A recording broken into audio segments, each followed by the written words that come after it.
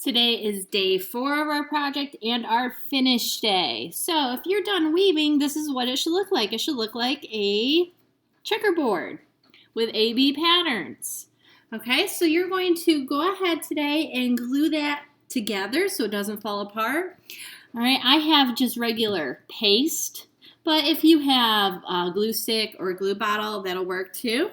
All you do is you're going to lift up the edge where you did your strips, and you're going to glue this first before we trim on each side so the edges don't come off.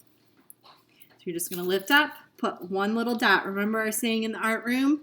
Dot, dot, not a lot. You're going to go through and do that on each little edge. When you're done with that, you're going to take your scissors. I'm doing it at the bottom as well. You're going to use your scissors and you're going to trim off the extra because it's a little too long. So I'm just going to grab my scissors, and where it hangs off here, I'm just going to trim it off. Okay, now we're going to do our details. We always talk about doing details to make our stuff look different than our friends and to make it stand out. So I'm going to put this weaving to the side. We're going to quickly review the lines that we learned about for this project. So we talked about wavy lines, zigzag lines, dotted lines, dashed lines, spiral lines, curved lines, horizontal, vertical, diagonal, and then any made-up lines that you can think of. So you're going to find 2 strips of lined paper. I just cut them so that they're about the same thickness as the other strips we were using. And you're going to choose one color, doesn't matter what color, and you're going to color in each of these strips. Remember what we always say in the art room? Hide the paper when you color so it doesn't look like scribble scrabble.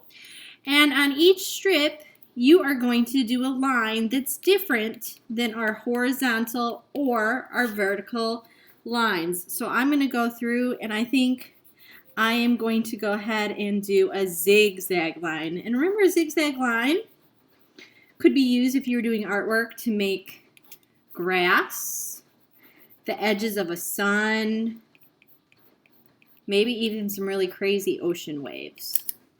Okay, so I did my strip. I colored it in, and now I'm going to use another color, and I'm going to go ahead and I'm going to make my zigzag lines. Now you don't have to do zigzag, you could do any of the ones where you're talking about. You could get fancy and you could add a couple different lines. I could do zigzag and dotted together. Your choice, you're the artist. So I have my zigzag, and then what I'm going to do is I'm going to take these strips and I'm going to glue them at the top of my artwork,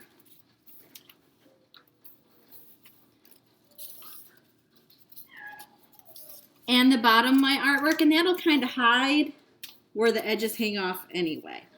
So I'll take a little bit of glue, and then I'll hide those little holes from our notebook paper, and I'll trim off the extra. When you're done with this project, friends, I would love for you to post it, turn it into the assignment so I could see it, and then you can also post it so your friends could see it. I'd love to see how your artwork comes out. If we post it so everyone can see, then it'll be kind of like having our artwork hanging outside the art room. Okay? So this is the last day of our assignment. I can't wait to see what your artwork came out like. Bye.